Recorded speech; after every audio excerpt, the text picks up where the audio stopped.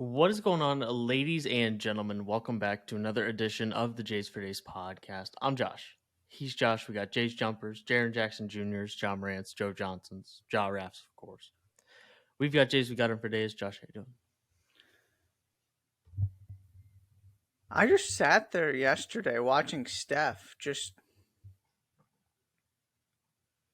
He's just gonna. I mean, he can just do that for another 5 years, right? And I was At reading that level, maybe not 5, but like 3 or 4, yeah, probably.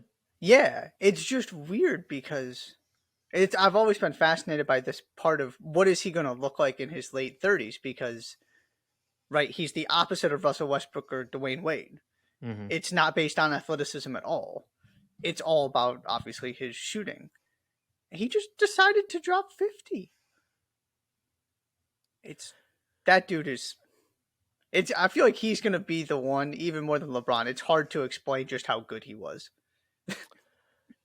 Yeah, that's probably fair. I think. Well, the thing is, it's not just his shooting; it's his conditioning. As long as he can run in circles for 48 minutes, then because he's never like until the day he dies, he could be a 40% 3-point shooter in the NBA. Right. He's just got to be able to continue to So maybe he can't play the minutes, but and he very much knows that. You watch him in the timeouts, he just sits there doing absolutely nothing, very intentionally to make sure I don't see why he couldn't do it for another 3, 4, or 5 years, right? As long as that's completely in his control, right? It's just conditioning, and obviously he takes great care of his body because he just doesn't look any different than. I guess that's the thing for me. He doesn't look that much different from a playing standpoint than he did a decade ago. And LeBron obviously he looks better in every single way than he did a decade ago, and that's fair. The decade, yeah, that's true. And LeBron obviously a little bit older, but you can tell that LeBron's not as great as he still is. He's not the same player, right? Steph he just seems to kind of keep getting better. It's a terrifying thought.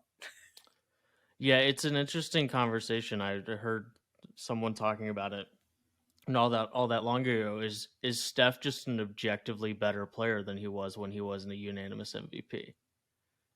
Doesn't necessarily mean it was a better season because it wasn't. And he probably was like I guess like unanimous MVP is a pretty convincing argument for why he was better, in 2016 or whatever.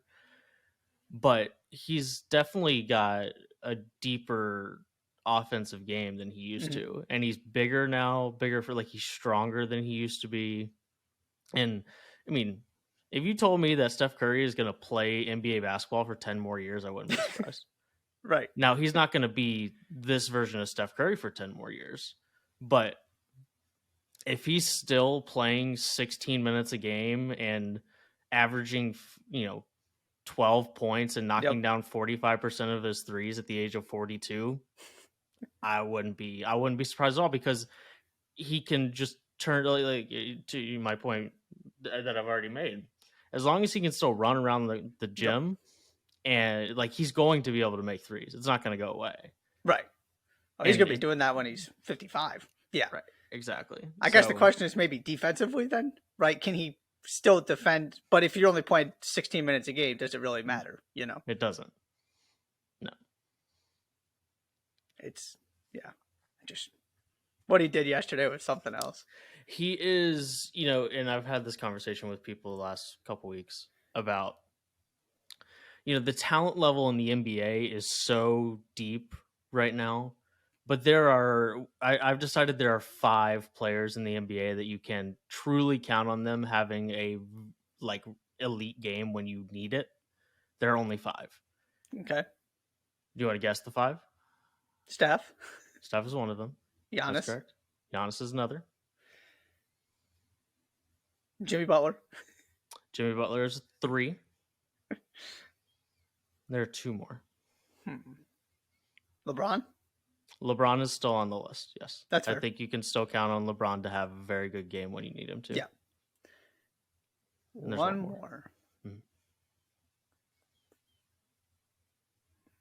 The best scorer ever. Oh, Kevin Durant. Yeah. Those are the 5.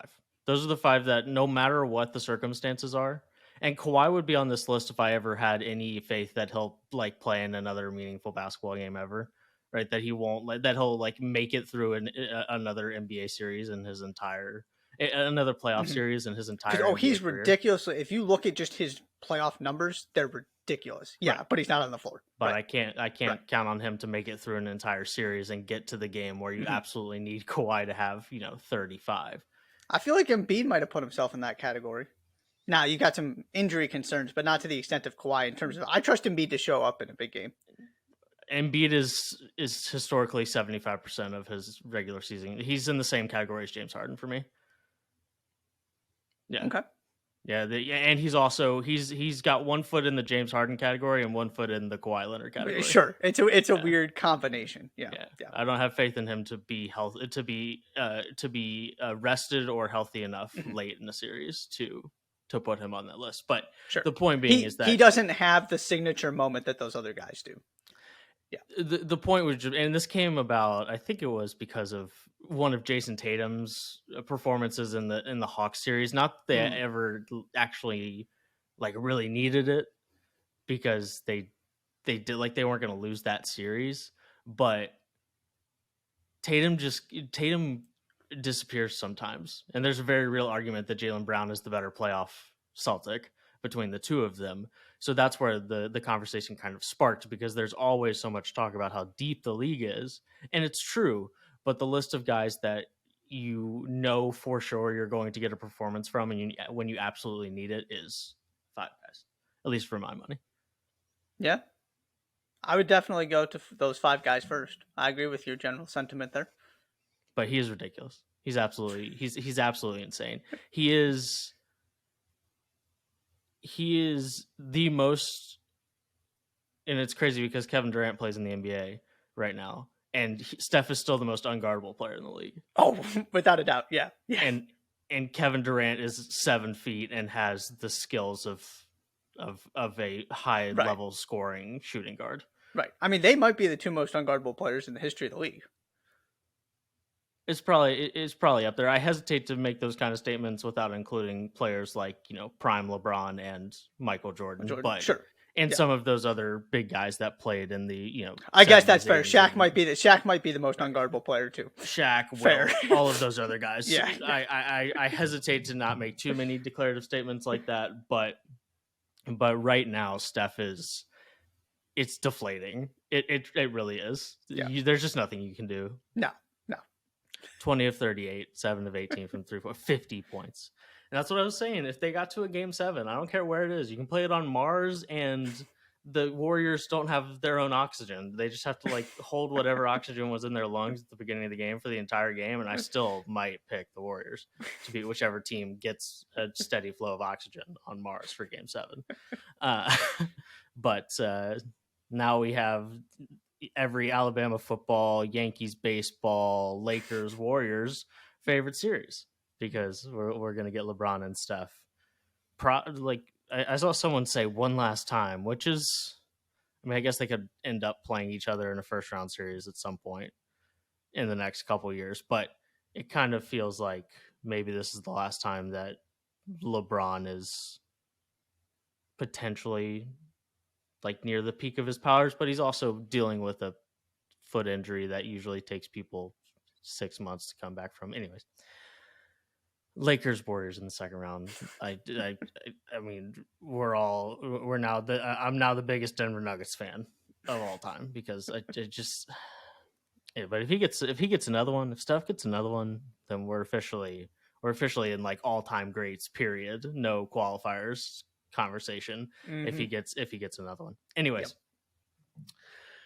transfer portal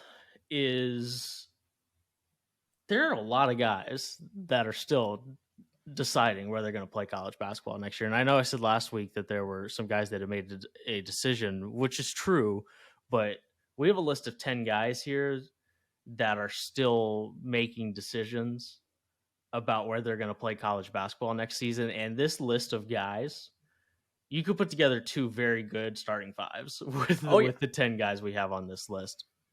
The exercise today is simple.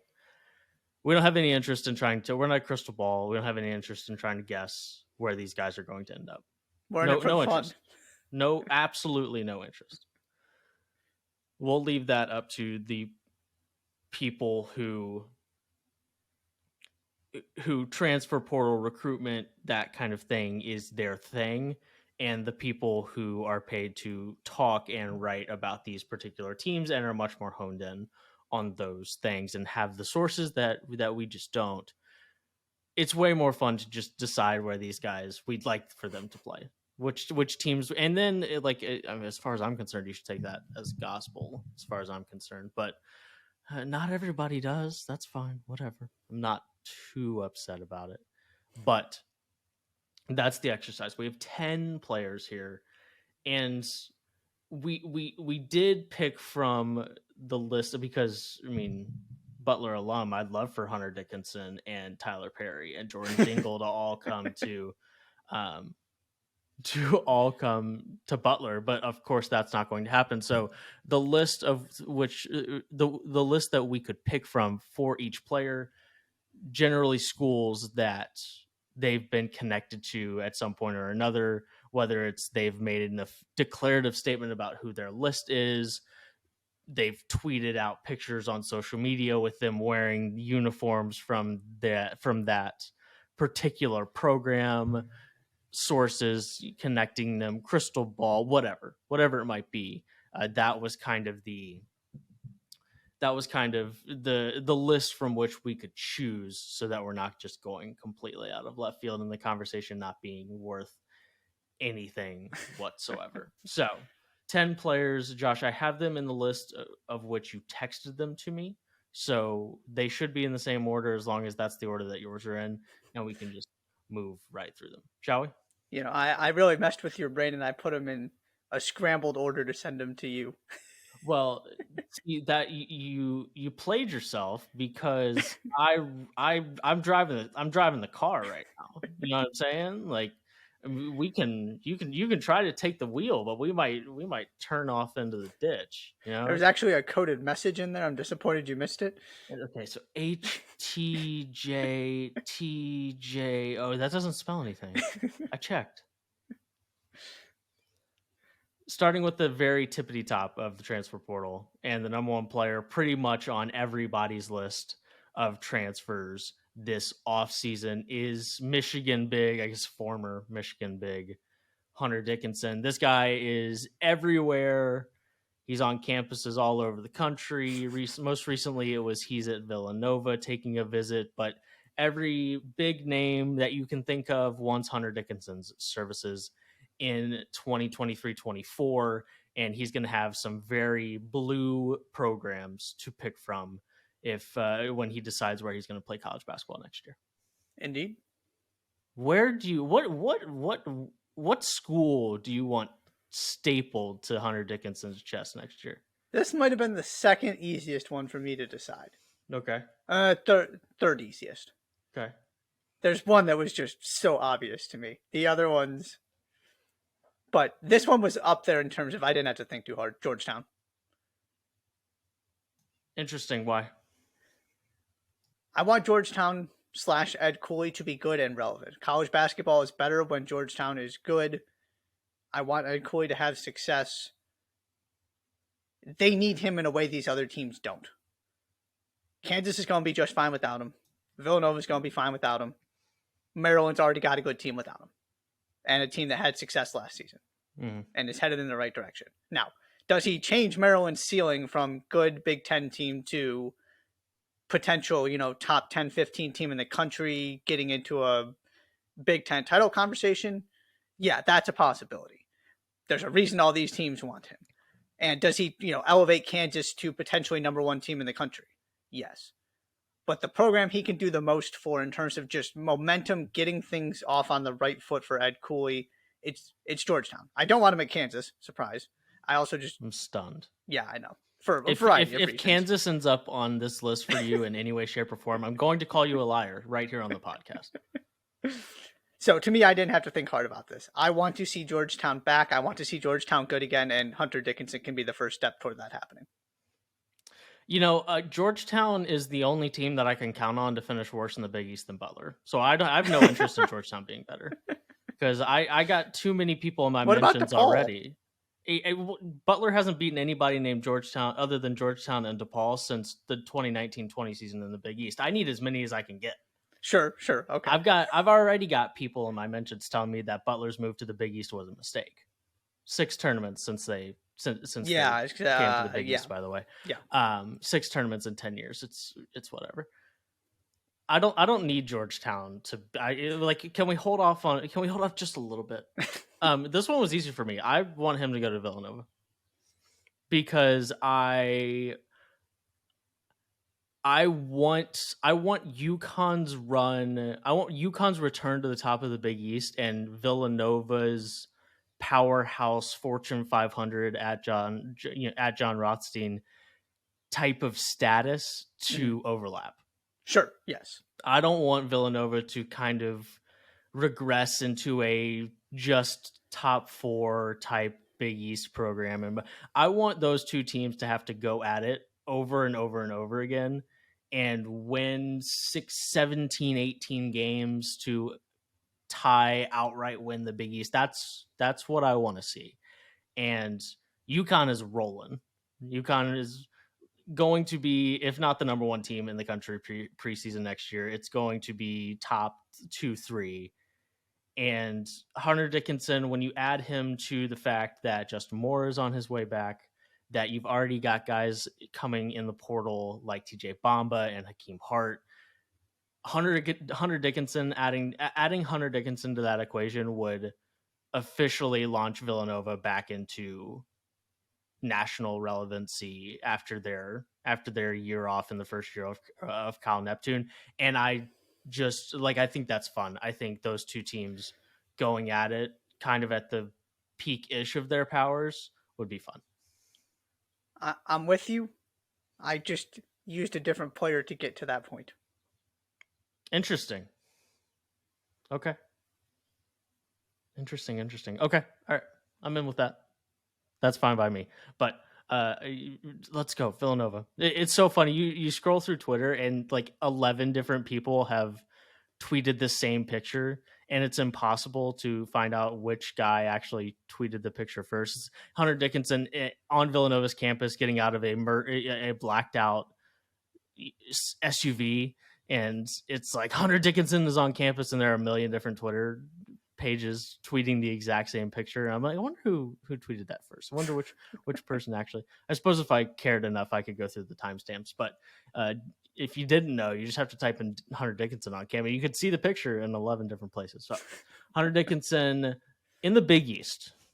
Let's put him in the Big East. Sure. At least we can put him under that umbrella. Next, bucket getter from North Texas, Mr. Tylor Perry. Playing with my feelings. I understand that at one point I think it's May 1st right now. It's Monday morning on May 1st. And I think he is scheduled to commit on Tuesday, May 2nd. Somebody was. I think it was him. Yeah. I think it's him.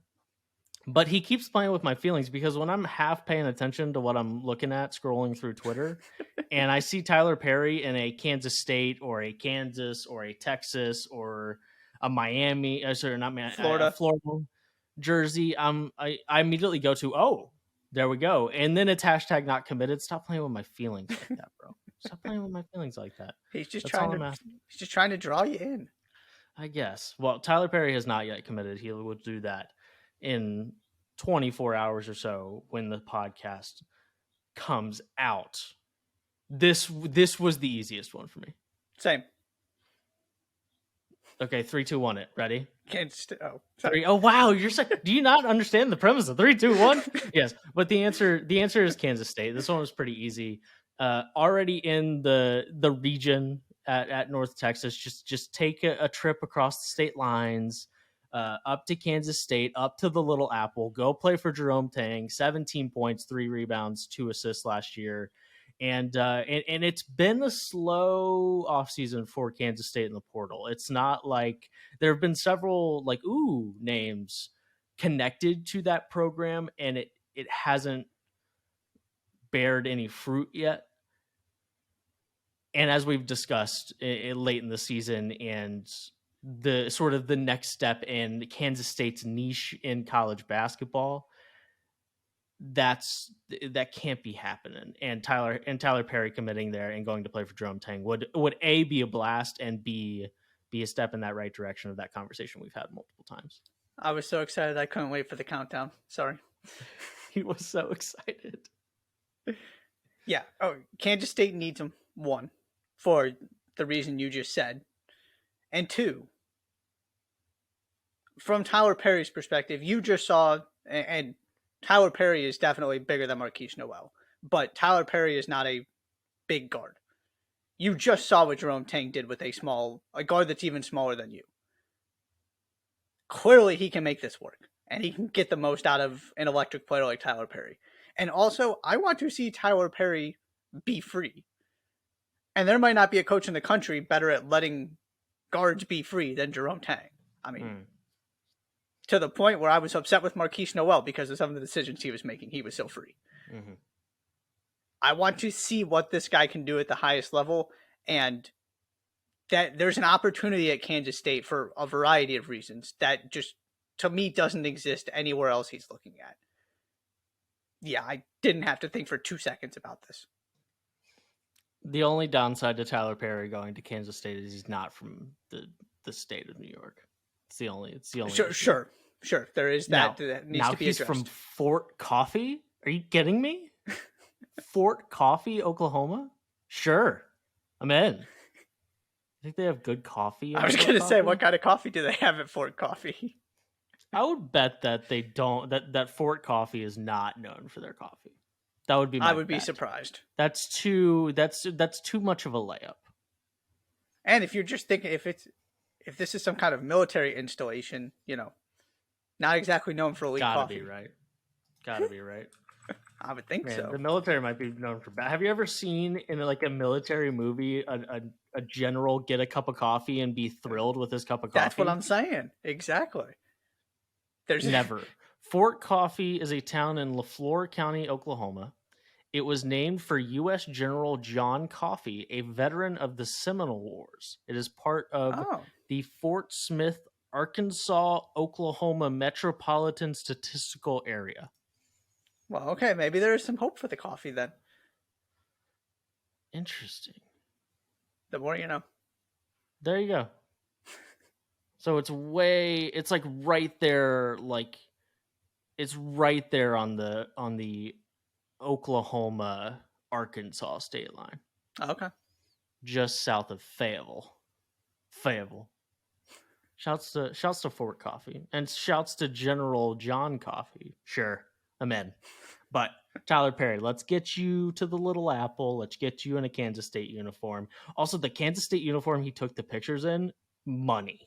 It's like a baby purple kind of thing. Is that a thing? Like, can we manifest that if that's not a thing? Right? Sure. Baby blue, the light blue, baby purple. I'm in.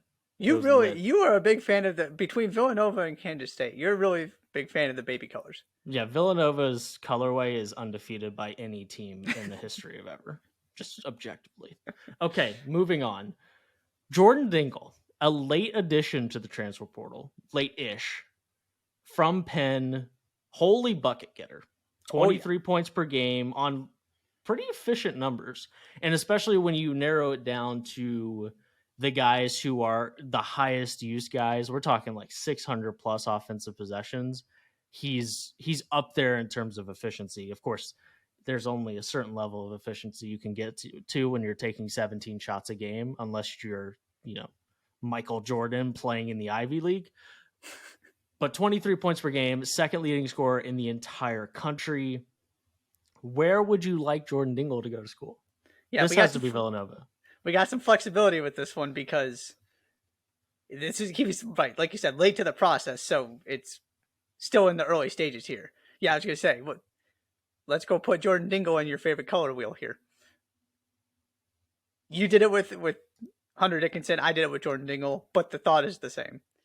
You get one big time difference maker out of the portal in addition to the guys you've already added. And this Villanova team could be really, really good. I want Kyle Neptune to have that chance. Because last season, by the end, I would argue it went from the general perception being I don't know about this anymore, to, okay, this guy knows what he's doing, right? They did figure things out once they got healthy. You and I were not concerned about it at any point. Mm-mm. But he showed enough at the end of last season to believe that this thing is still headed in the right direction. You don't have to worry about this being some mistake after Jay Wright. Now, the next question is, like you talked about earlier, can you get a team together that isn't just good enough to make the NCAA tournament, good enough to be near the top of the Big East, but back to where you expect Villanova to be, going toe-to-toe with UConn? Mm-hmm. And yeah, you get one of those two guys, now you have that possibility. So I decided it was going to be the guy who is already, in the general vicinity. Just head a little bit west, go from Penn to Villanova, and let's have an amazing top of the Big East and see those two teams go at it. I'm right there with you. All right, first trivia time. Who's the leading scorer in the country last year? You get one guess. Max A. Smith. Mm. Oh, it's Antoine Davis. Yeah. The follow-up trivia time. So second in the country, 23.2, I think, points per game. Jordan Dingle. Hold on, I have it up. 23.4. How many more points did Antoine Davis average? Basically, I'm asking you, how many points did Antoine Davis average last year? I'll say 26.6. 28.2. Oh. So the little expand all my leaderboards. So it only takes me to 10, the top 10. So the rest of the top 10 after Jordan Dingle: Darius McGee, Elijah Pepper, Jordan Walker, Zach Edey, Tavion Kinsey, Kendrick Davis, Max Asmus, Josh Cohen. Dingle and Cohen, 2 to 10. Dingle Cohen. Dingle and Cohen sounds like a law firm. Law firm, absolutely. Yep. Where are you going to work after college? Dingle and Cohen. Yep. I'm in. I'm so in on that. They're separated by 1.6 points. And Dingle is 4.8. Basically 5 whole points on average behind Antoine Davis. Bucket getter. Mm-hmm. And none of it matters because he fumbled the bag and didn't score 22 points in his last college game. It's fine. It's whatever. I'm not upset about it. It's a shame. It is a shame. Anyways, I wanted to be like, hey, I want Jordan Dingle to go to Villanova.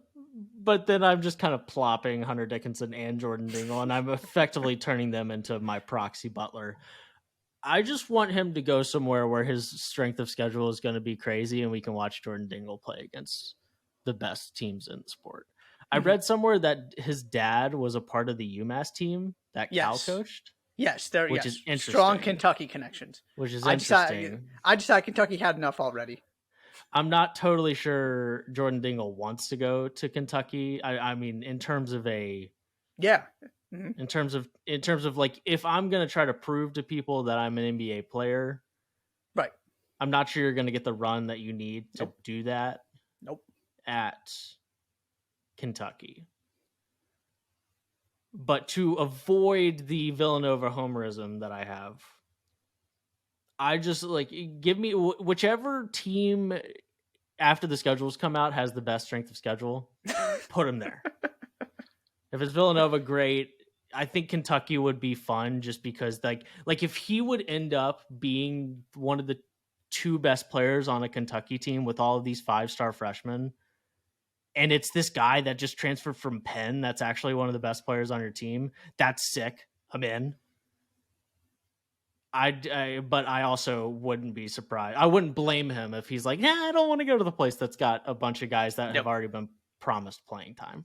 Yep. So yeah, I guess I want him to go to Villanova. Can we just put all of these guys on Villanova? Sure. Do we have any objections there? I mean, certainly no objections. You know who's probably going to end up with the number 1 strength of schedule? Who? Kansas. Yeah, but Kansas is, talk about a team that doesn't need that. Just stop it. Agreed. Yeah. I'm just telling you, if you want him to go look up at the strength of schedule and then make his decision, Kansas is in on all these guys. Can he spend the first half of the year at Gonzaga as they do all of their Like we play in the West Coast Conference. We need to get our strength of and schedule then up, go somewhere else. and then transfer or like during Christmas and go to the Big East. Or is that allowed? That's allowed, right? I mean, he could probably get some kind of waiver at this point. Right, right. At this point, it's my toe really hurts, and my toe doctor's in just outside of Philadelphia. Can I transfer to Villanova? Sure, I'm in.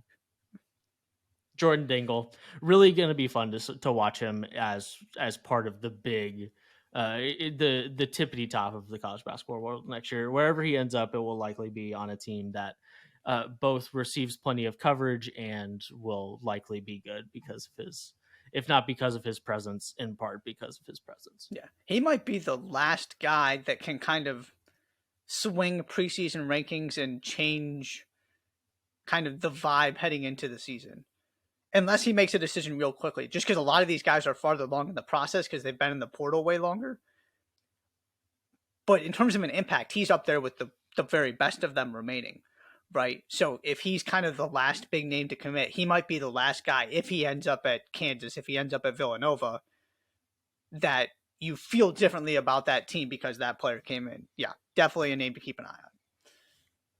Trey White, USC. Interesting player. And there are a lot of teams jockeying for the services of Trey White as a big 6'7" guy with some guard skills, not a great 3-point shooter, but still had a really solid freshman year for Andy Enfield at USC. Where do you want to see him end up? Louisville. Interesting. It seems like it's headed in that. Seems like it's headed in that direction. He was reportedly on campus over the weekend. I just want Kenny Payne to have a chance. That's really what this is about. There wasn't enough talent last season. And so now you're talking about, okay, you bring in Sky Clark. If you land Trey White too, now you're starting to build something here and build something with guys that have a lot of eligibility remaining. That's really as deep as I went on this. I just want Louisville to have some talent because I feel bad for Kenny Payne. Fair. He's only been there for 12 months. It's going to be okay. Yeah, but they can't be that bad again. You can't just allow that. Won't be that bad again. No, they probably won't be. Right? You can't just allow that to happen a second year in a row if you're Louisville. As much as I am anti-firing coaches. Yeah, you're probably right. You probably don't get to survive too much longer if you let it happen twice. I agree, though. They should be much better this season, so that's a positive.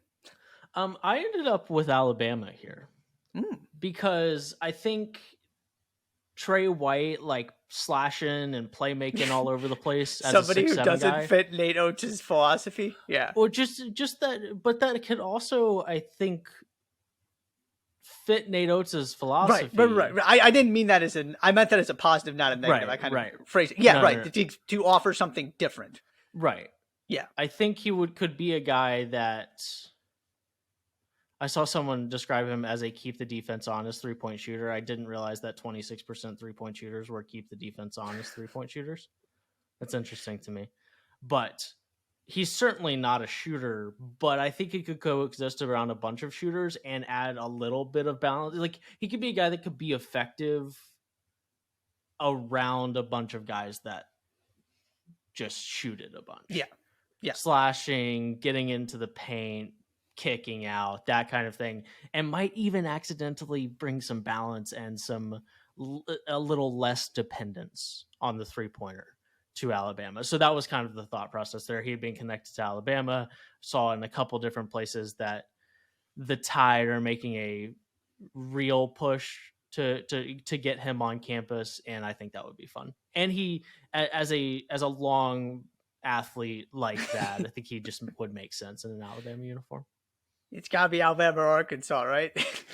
Right. I can't believe I just openly asked for a talented athlete to go to Alabama. Like, there aren't enough of those already. Speaking of Alabama, anything else on Trey White? No. Speaking of Alabama, Jaden Bradley leaving Alabama, which I think was a mistake. Whatever Nate Oates needed to do to keep Jaden Bradley there, because it sounds like, and there are a couple of guys on this list that is just like, yeah, that guy just wants to get paid as much money as possible to to play college basketball next year. It kind of seems like Jaden Bradley falls on that list. And so the list of teams that are going to be able to do that for him narrows as a result. It seems like there's one team that was the front runner. It was a done deal, and it hasn't happened yet. And it's a little awkward that it hasn't happened yet. And that's the Memphis Tigers, a team that has guys coming and going all over the place and plenty of transfers like they always do, but a team that doesn't have a point guard yet, and a guy like Bradley that can pass the way that he does, and showed that, albeit in a relatively limited role last year at Alabama. That's where I just kind of went with the flow there. I think it would be fun to see him on the Memphis roster next year with all of these other guys they have coming in. It doesn't look like he'd have to do a ton of competing for that position, and I think it would be fun to have a guy facilitating around all of the arms and legs that are going to be playing for Memphis next year. I went in a different direction. Hit me. Arizona. Yeah, that was the other way. It was either and NC State was the other team on this list, and I was like, that's boring. Don't go to NC State. That was the immediate reaction I had. I mean, those guards last year weren't boring. Yeah, but it's still, they still didn't matter. It was still just like, yeah, NC State. That's the point. From a national, not that you can't be exciting as a player at NC State, but ultimately you're just probably not going to be that important. At Memphis, in the national, you could be sure. Yeah, and at Arizona, you don't have you quite as much talent. Yeah, you don't have that much, quite as much. I mean, they're going to have Kevin Keatts is going to have difficulty replacing all of those pieces from last season that are turning professional, specifically that backcourt. And just kind of moving on from that was a really good team. And to your point, they weren't exactly, the talk of college basketball. Right. Yeah. All right. That's part of it. And also just let Tommy Lloyd do his thing. He's so good at talent development and just, I'm thinking what Ben Mathurin became. Now, Jaden Bradley, not Ben Mathurin, different types of players. He's not that dynamic offensively. But I love Jaden Bradley's game. I was really impressed with him last season. To me, if there's somebody who can kind of get the most out of him, it's somebody like Tommy Lloyd. He's going to continue to get to play in that high octane, up-tempo offense. So that transition won't be too difficult for him. Arizona could use some defense. He would provide that. It just seems like a good fit to me. So that's where I went with that one. Yeah, I can throw that. That tempo thing's good. I'm going to take that too. Memphis also top 25 in tempo last year. I'm going to take that. I'm in. No, that would be fun. And Arizona, one of those teams, part of what's helpful about this exercise is familiarizing yourself with where some of these teams sit currently in the offseason. And it just sort of assumed that Arizona had made a couple moves, right? You saw Kirk Krissa leave, just kind of assumed that the Wildcats and Tommy Lloyd had made an impact on the portal in some way other than that. And they hadn't really. They're just kind of sitting, and it's not like there's not plenty of time. And a guy like this would be very helpful. But Arizona is one of those teams that's like, oh, they've not done a ton yet. And a guy like Jaden Bradley would be A, fun, and B, a foundational piece of any rebuilding is not the right word, but any reinforcing that Tommy Lloyd does to his roster this offseason. Next. My guy, Olivier Kamwa. Kamwa, thank you. It's been too long since I heard somebody say his name on a broadcast. I was shaking. I've been shaking in my boots for the last 39 minutes about saying his name.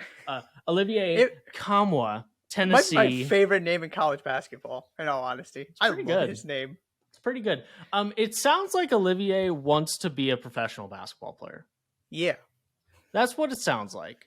And I got a solution for him. And he said, you know what is not great is me being on like one of the most offensively challenged Power 5 teams in the country. Now, to preface the conversation, like if you made me bet on where Kamwa is going to play basketball, I would not bet on college basketball. I Sure. would bet G League, Europe, something, because it's clear his emphasis is I want to be a professional basketball player, and not that it's a done deal that he thinks the best route to do that is to, whether it's to go to the G League or to just go be a professional basketball player somewhere. That's certainly a possibility, but not the point of this conversation. And if he's going to remain in college basketball and prove to the professional ranks of the sport that he is capable of being a professional big, he's not doing himself a ton of favors being in an offensively challenged program like Tennessee. And because I think he's got some offensive chops. He was really, really good at times this season. Yeah. Right. And was the best player on the floor against some of the better teams that they played, including Duke Yep. in the NCAA tournament. So clearly the potential is there. He just needs a place that's going to capitalize on that for him. And it might end up being not college basketball, but if it ends up being college basketball, where would you like to see him go? Oh, there's one answer to this question. Hit me. Michigan. I'm glad we're on the same page. It's always sometimes I'm like, really, we're on the same page here. And then there are times that you make declarative statements like there's only one answer here. And then I get nervous. But that's where I simply said, yeah, that's pretty good consolation prize if you're gonna lose Hunter Dickinson is Kamwa. Yeah. This just makes perfect sense for everybody, right? Michigan could really use him. They're thin on the interior. And exactly like you said, who better to develop you and prepare you for a potential NBA career, for the NBA draft process? Who better to develop your, I think, insanely gifted skill set than the guy who, did it for, a decade and a half in Juwan Howard? His thing is working with bigs, right? That's what he did with the Heat. Look at what he did with Hunter Dickinson. This just makes perfect sense to me that if you're going to stay in college, that's your opportunity to really kind of take on a different responsibility, display your skills, and there are things that I feel like Juwan Howard can add to your game that he can tap into that you're not going to get at Tennessee, and you're not going to get with coaches who didn't kind of live through this as a player of a similar size and kind of a similar just, basketball trajectory to a certain extent. Now, Juwan Howard's NBA future was never in doubt. I don't want to make that comparison, but just from a getting to the NBA, Juwan Howard knows every step of that process. So he can help Kamwa in a way that other coaches who haven't been through that as a big can't. I think you're right. I think you're spot on there. And even if Juwan Howard wasn't all of those things, it would still be a good place for him to end up, because it's a generally a program that is efficient offensively and does a good job getting the most out of their players, and a place that a big man just excelled, right? Hunter Dickinson was a highly ranked recruit coming out of high school, but he also excelled as an offensive big at Michigan. So even if all of those things weren't true, I think it's still a good place for him to end up. And then you add the fact that all of those things are true, and you get a pretty nice marriage there for a team that just lost Hunter Dickinson. Ray J. Dennis, Toledo. These are my favorite type of players, by the way. The Jordan Dingles, the Ray J. Dennises, just like, you're a bucket. Let's go be a bucket somewhere else. And it seems like the writing is in the sand about where Ray J. Dennis is going to play college basketball next year. And I'll be curious to see if you're cool with that, or if you're fantasizing about a different school. I do believe I'm cool with it. Illinois? Yeah. The Illini? The Fighting Illini. If I told you that on May 1st, 2023, that after Ayo Dosunmu left Illinois, that Andre Curbelo, a guy who was like this freshman kind of, I like Andre Curbelo kind of guy He's going to that be a season. star next year. Right. Yeah. And then you were going to get a 5-star guard in Sky Clark, and neither of those guys were even going to kind of work out. And you'd be sitting on May 1st, 2023, and Ayo Dosunmu is still the most recent, really good / elite Illinois guard. I'd be a little surprised. Maybe not elite, but if you told me that neither of those guys were really good in an Illinois uniform, I'd be a little bit surprised. It's time for another guard to go and be really fun in the Big Ten at Illinois, and Ray J. Dennis is a pretty good candidate for that. Yeah. It's that was exactly my rationale. It's not even that they weren't really good. They haven't had a point guard the past 2 seasons. Generally speaking, I know Curbelo played some, but that didn't go well when he was on the floor. Yeah, it's been a disaster at that position. And, right, you say you get a year of Curbelo and a year of Sky Clark. Sounds good to me, and it just didn't work out at all. That's exactly why this should happen. Yeah. You've got some talent there. Can they finally just find somebody to actually be a point guard that you can rely on game in and game out? Because Brad Underwood's been searching for 2 seasons, and it looks like he found his guy, and it's, yeah, big thumbs up for this one. Yeah, he's a guy that doesn't just score too. He Right. just He can actually play point guard. Yes. stuffs it. 26-4 is basically what we're talking about. Like, that's Frank Mason National Player of the Year numbers. Granted, at Toledo and not at Kansas, but the point is still the same. And I'd be willing to venture a guess. And I just looked. He was not in the top 10 of assists per game this year. He's just on the outside looking in. The guy at number 10 averaged 6 assists per game this year. Marquise Noel averaged 8.2 assists per game this year. Stud. But Ray J. Dennis at 19.6 points per game, just on the outside looking into the top 10 of points where I'm sure he's pretty deep. I'm sure there are a lot of guys that average somewhere between 21 and 20 points per game last year. So I'm maybe not right on the outside looking in of points, but I'm sure he's in the top 16, 17 this past year in assists per game. And bringing a guy like that in that can do both would be awesome. Jerry Collins, 10.1. Tyler Kolek, 7.5. Jalen Pickett's up there. DeJuan Harris is up there. W. That's a W. These are some of our favorite players in the country. Yeah. I wonder why.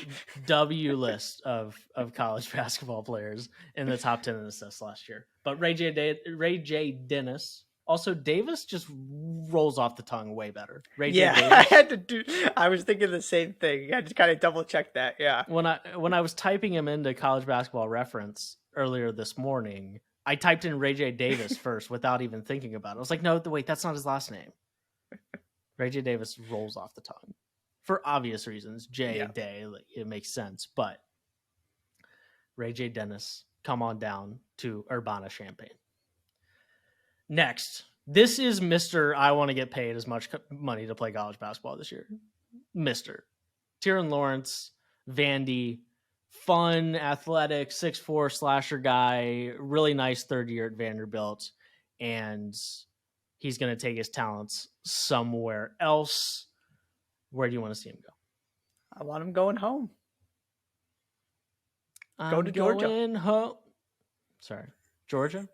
Yeah. I didn't know where Tyron Lawrence was from. Yeah, he's from Georgia. Okay.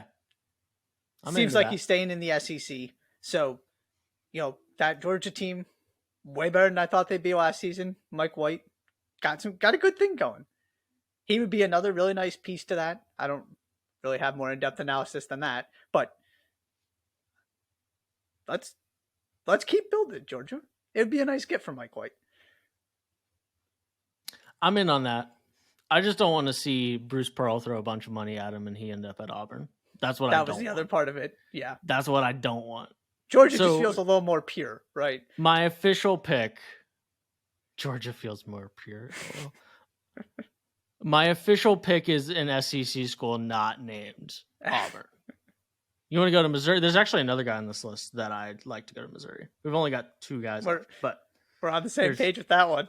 but I'd like to see that guy go to Missouri. He's only Yes. got 3 teams on his list, and one of them is Auburn, and I definitely don't want him to go to Auburn. So let's just make sure that no high-level guards that play in the Southeast or high-level athletic guys that play in the Southeast, that none of them end up at Auburn. Because there are 2 more guys, Lawrence included. There's another guy on this list we're going to talk about to wrap up the pod that could also end up there. I don't want that to happen. So Georgia, I'm in. Missouri, I'm in. Just not Auburn. Thank you. But it's pretty funny. It's Vandy people are mad at Tylor Lawrence. Did you see any of this? Vandy people are mad. They're like, sold out, lost all my respect. At some point, I think it might have been the Auburn 247 Sports page. Somebody wrote Tylor Lawrence was on campus for a visit with Auburn, and it might be the only visit he needs. Which everyone on social media took to mean, oh yeah, that check is pretty. The money coming in is lucrative, and I'm sure it would be if he went to Auburn. But Vandy fans, and you can't blame them. Good fun basketball player plays at Vandy, and he just I'm gonna go somewhere else. It's not. I get it, but they are mad at Tylor Lawrence on Twitter. I thought that was funny. Yeah, and see what they're really mad at is NIL and the way college basketball works now. That's correct. Which completely. I mean, and this is my whole thing about the next time that you get a job that is like better paying and a better career move for you, I'm just gonna get mad at you. Okay, I'm just gonna get mad at you. Right. Okay. Because I don't. So we're on the same page. Yeah, totally.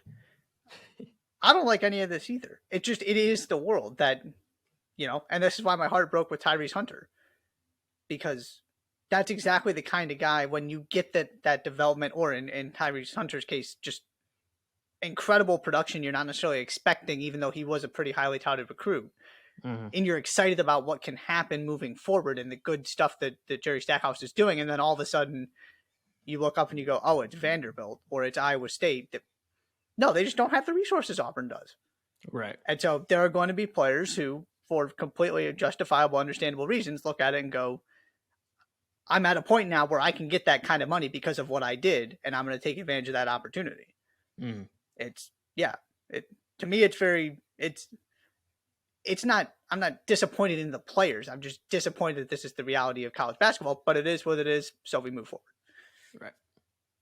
It is both the unfortunate reality and probably the justifiable reality. Right. And, like you said, it's how it's supposed to work in capitalism, right? Mm-hmm. Yeah. And the way it works in college sports in literally every other aspect other than the players. Right. It would make less sense if not everybody else was getting rich off of college sports. Maybe at some point the players. And if coaches also didn't continually look for better opportunities and bigger paychecks. Correct. You're allowed to get mad at the player as long as you get mad at the coach when he leaves your program too. Jalen Tyson, Texas Tech, really one of the better freshmen in the conference last year, and there were things about Texas Tech's program that stole the headlines when they were in the news. Other than the freshman season that Jalen Tyson put together, 10.7 points, 6.1 assists as a freshman. This was probably my second easiest pick. I felt pretty good about this one too. Didn't have Where to think hard about it. Cal. That's correct. Yes. Yeah. Don't go to Kansas. What you shouldn't do is go to Kansas. You should go to Cal and be a part of a sneaky good offseason for the Bears in Berkeley. For the Berkeley Bears. I'm in. I'm so in. I want good things for Mark Madsen with what he's doing right now. Yeah, they've been doing work in the transfer portal. Yes. And when it kind of started, I thought, oh, that's cute. And then it kept going. And now you're talking about potentially adding Jalen Tyson too. And now you're going, oh, that's a real basketball team. And I will always, to continue the conversation about Vanderbilt, I will always, always, always go to bat for the Vanderbilts, the Northwesterns, the Cals, the Georgia Techs. It's insane. The Stanfords, exactly. It's insanely difficult to compete. Now, Stanford has a little bit differently, especially with the Olympic sports, because, they'll get Katie Ledecky's.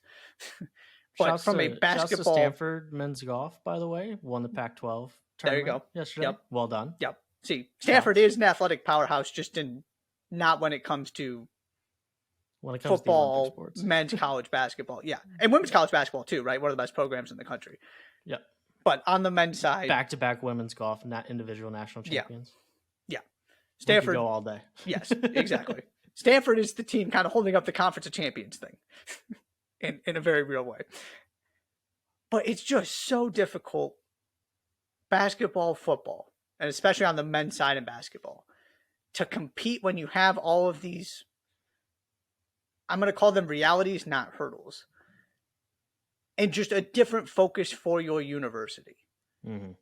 That, right? Cal is not putting in the same kind of effort that insert whatever program here, Auburn is with Bruce Pearl, or Texas, or Ohio State, or, even right, these football schools. Still, Alabama, what you've seen them invest with Nate Oates, and look at what it's got them, They have the resources to do both. Cal is just focused differently. And so it always makes me happy when these schools, like Northwestern did last season, can remind you that, yeah, you might not be able to just kind of reload it every single year the way that some of these other schools can. But every once in a while, you can have a certain amount of things go your way, and you get players to stick around, or you find a way to. And it also blows my mind that Cal is having this many transfers. Stanford just basically can't take transfers. Yeah. With very few exceptions. I believe their last one was last season in program history. I could be wrong on that, at least on the men's side.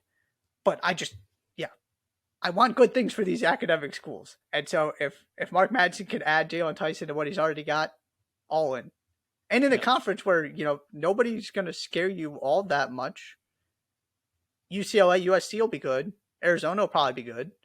But in terms of getting to the NCAA tournament, there are plenty of winnable games there. Yep. Not predicting Cal to be fourth, but the Mountain to be fourth in the Pac-12 versus the other being fourth in the other major conferences is not exactly the same. But yes, I'm right there with you in every way. I'm a big fan of the schools that do not sell their academic foundations at for recruits. I get why, because in a lot of ways there are some of those programs that the money they bring in from sports helps further those academics. I get it, but the schools that refuse to waver on that I'll always be rooting for sure. All right, last but not least, a guy that I feel like has been in the transfer portal for like 4 years now. I feel like it was forever ago that Matthew Cleveland announced that he was entering the transfer portal, and he has not ended up at a school yet. I think part of that was just because he was on a not good team last year, so he was entering the transfer portal before some guys were done playing basketball. Yeah, this he was season. ready. He was ready to go. Right, and he is on his way somewhere. It looks like his list is 3 schools: Auburn, Missouri, and Miami. And this might have been the easiest one, just because I'm tired of Miami getting everybody. You got your Final Four. Now go sit in the corner and be happy. And I just am not a Bruce Pearl fan and not an Auburn fan. And not that I'm a Missouri fan, but it's way more fun when Missouri gets high level basketball players than it is when Auburn gets them. And two big things with this for me. One, I'm also here for the coaches that are doing a good job. Dennis Gates did a phenomenal job last season. 100%. He has got spot on. He's got something going here. Just like Mark Madsen's done a terrific job starting at Cal. And, Mike White did a really good job year 1 at Georgia. Keep building this thing. I want to see how far these guys can go. And same thing with you, right? Kyle Neptune at Villanova. I want these guys to have as much possible, as much talent as possible to work with to see what they can do. So give Dennis Gates Matthew Cleveland. Secondly, from a Matthew Cleveland standpoint, I want Matthew Cleveland playing at Missouri because I want to know what Matthew Cleveland can do. And the way that utmost respect for Leonard Hamilton. The way Leonard Hamilton runs his program does not maximize players. It maximizes the collective unit. But this is the same conversation we were having about Scotty Barnes and Patrick Patrick Williams. Am I Patrick making that Williams. name Yeah. up? Yes. Okay. No. Right. These guys are playing 16 minutes a game Yeah. because that's just how it works. That's how Leonard Hamilton runs his program. And he's had an awful lot of success. It's not that it's a bad way to run, but from an individual development standpoint, you're banking so much on potential. Yep. Which is where, it's this fascinating conversation of do you buy into Patrick Williams? Do you buy into Scotty Barnes? And yeah. The two things that those guys had going for them is that they played for good Florida State teams. Yes, that too. Right. Playing for a bad Florida State team does absolutely nothing for your draft stock because you can't even say I know what it means to play an important role on a good basketball team. Yes. And and I've shown the willingness to do what my coach asks me to do. Yep. And I have all of these intangibles that you can't teach from a physical perspective, especially when it comes to Patrick Williams and Scotty Barnes.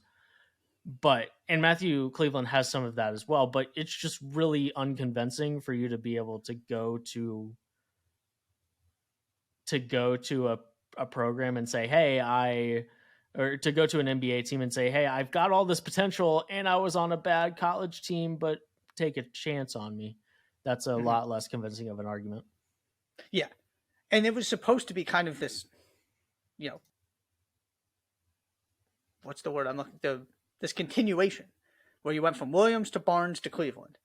And it just kind of didn't happen. It's not that Matthew Cleveland's been bad, but like you said, he's nowhere near the same kind of category and conversation those other two guys were after their Florida State careers. So go get him somewhere where they play fast, they play free. Again, I want to see some of these guys really just maximize their offensive games. See them at the highest level, see them when they have the keys and can really express themselves. Dennis Gates is going to let you do that. I want to see what Matthew Cleveland has because I really like Matthew Cleveland. I feel like there's more there that just hasn't been tapped into yet because of the way Florida State operates. Missouri's going to give you that opportunity to kind of find out exactly who Matthew Cleveland is and what he offers. Agreed. I'm in. Anything else? Any players you need to talk about? Anything you need to get off your chest? Do we want to talk about the ace man? Little Max Asmus? Shout out Rodney Terry. Yeah. Shout out Rodney Terry. Is there ever been Rodney Terry went from assistant coach to like you couldn't not turn him into your full-time coach, and he's going after guys like Max Asmus in the portal. All in and King Shedrick too. Right. All in 4 months. It was not that long ago that Chris Beard, it was right around the new year, right?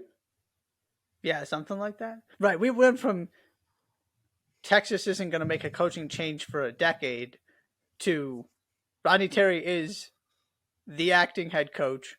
Yeah. And like you said, you pretty much have to remove the interim part of that and make him your permanent head coach real quick. Right. We went from they're not going to make another coaching change in the next 15 years to, oh my gosh, they're going to have to do another coaching search to, oh, you know what? They're still not going to make another coaching change for the next 15 years. Right. In 4 months. Yeah. I think it's super cool. And it wouldn't have been difficult. If Texas wanted to, they could still go get a bigger name this offseason. Granted, it gets to the point where it would have been awkward if you had still made a coaching change, and that's a testament to what Texas achieved after Chris Beard's departure. But they still could have done it, and for them to not do it, and for that program and the coach to take advantage of the opportunity and not let that kind of derail their season was a big W. And absolutely, he keeps right on rolling with some big time additions. That's another one. Really excited to see what Asmus can do. Now he's playing in the best conference in the country. Let's have some fun. Heck yeah. I'm a little surprised it took him that long to get there. Is that fair? If I I mean, told you that after what he right. did Yep. in, and especially with Kevin O'Banner leaving immediately, if I told you that Max Asmus was going to make it to a Power 5 conference, but it wouldn't be until the 23-24 season, when it was the 2021 NCAA tournament that he did everything that he did, I just feel like that's a long time removed. Yes, That would have been 100%. surprising that props to him, 100% props to him for sticking around as long as he did. And I think, everyone would agree that this year's Oral Roberts team was better than that year's Oral Roberts team. And so testament to him for sticking it out and seeing that through. It's just that I would have, if you told me that was the way it would end up, that I would be a little bit surprised that it took him it took him 2 full seasons to get to a major conference. Not because people didn't want him, but Yes. that's what he. Yeah, let me make that clear that I'm not suggesting that there weren't people that wanted him to transfer immediately from Oral Roberts. That's not what I mean. Just that he didn't make the jump immediately after that run that they had in the tournament. Yeah, right. Got him back a second time, definitely. You get your final opportunity here, and so maybe that was kind of always the plan. Let's see what we can do with Oral Roberts. I know I have this extra year, and then, right, I do want the opportunity to play high major basketball, play against the best players in the country, have an opportunity for a deep NCAA tournament run. Certainly deserves it. Yeah, and if you're an Oral Roberts fan, a fan of mid majors, it's not like you can fault him because he clearly did everything possible for that program. Like you said, not only stayed but was part of a very, very good team last season that didn't have the NCAA tournament success, but was a much better team. He got Oral Roberts, elevated Oral Roberts, and now it's just kind of the end of that era. So exactly, and now he's going to get paid handsomely to play college basketball this year. So good for him. And we'll get to watch him. Yes, we will. Yes, we will. Anything else? I do believe that's it. We might have to add Jimmy Butler permanently to the beginning of this podcast. I was I was saving it until the Heat. I'm assuming they're to get to the Eastern Conference Finals, and then I was going to bring it up. Mm-hmm. Remember when I told you I wanted no part of that team? Oh yes. Oh yes. And I don't care if they're a bunch of undrafted dudes. I don't care who they are. I don't want any part of those guys. Yeah. They are just built different. Yeah, Bill Simmons spent all year talking about how the Heat were, how you don't want to play the Heat, and they just kept being bad, and then they were bad in the play-in, and it kind of felt like it had run its course because the thing he was so terrified about was the Celtics playing the Heat in the 2-7 in the first round. And all of a sudden, he's now got to worry about Jimmy Butler in the conference finals. You thought you were going to lose in the first round? No. Jimmy Butler's going to come and drop 37 a game on your head in the conference finals. That would be crazy. Now, maybe the compromise is his name only gets added during the playoffs, but it is a mandatory addition during the playoffs. I could be into that. I could be into that because he is mid in the play. Right. This isn't yes, but when it gets to playoff time, it's playoff Jimmy. Yeah. Maybe that's what we need to do, starting with the next pod. I think you might be right. All right, we'll see you and Jimmy Butler next week on a new episode of the Jays for Days podcast. Until then, please subscribe to the Jays for Days podcast on Apple Podcasts, Spotify, and Google Podcasts. Follow us on Twitter at Jays for Days Pod, YouTube, TikTok, all of those fun things. And we'll be back on Monday. Thank you so much for listening to this edition of the Jays for Days podcast. I'm Josh. He's Josh. And we will see you later.